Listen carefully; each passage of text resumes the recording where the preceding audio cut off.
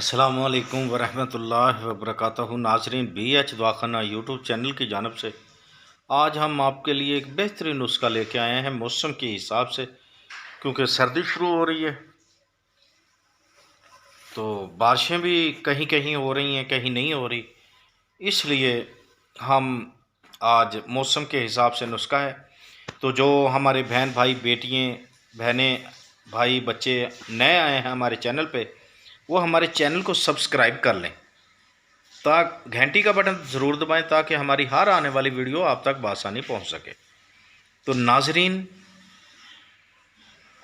अगर आपने हमारे चैनल को सब्सक्राइब कर लिया है, घंटी का बटन दबा लिया है और लाइक भी कर दें और आगे शेयर भी कर दें ताकि दूसरों का भी भला हो जाए। कार भला होगा भला, अंत भले का भला। मालूम सबको है, बात होती है करने पे, बात करने पे होती है, ठीक है। ये बात नहीं है कि ये अक्सर लोग कहते हैं हमें पता है, पता होने के बावजूद ना करना ये बहुत बड़ा गुनाह है।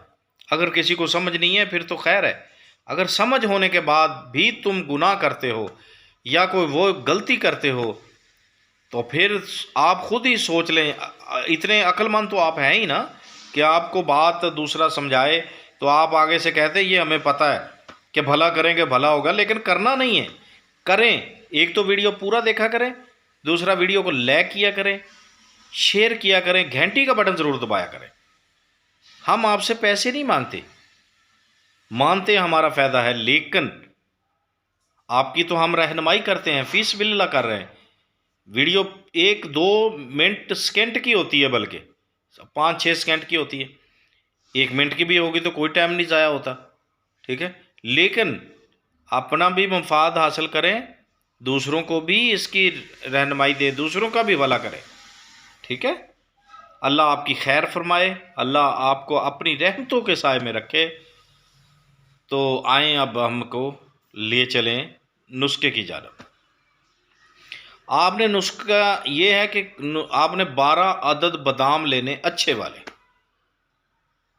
ठीक हो गए। अच्छे वाले बादाम लेने 12 अदद बादाम जो है अच्छे वाले लेकर उसको किसी कपड़े में बांधना है, मलमल का कपड़ा हो। एक देचकी में पानी रख लेना है, 1 किलो केजी।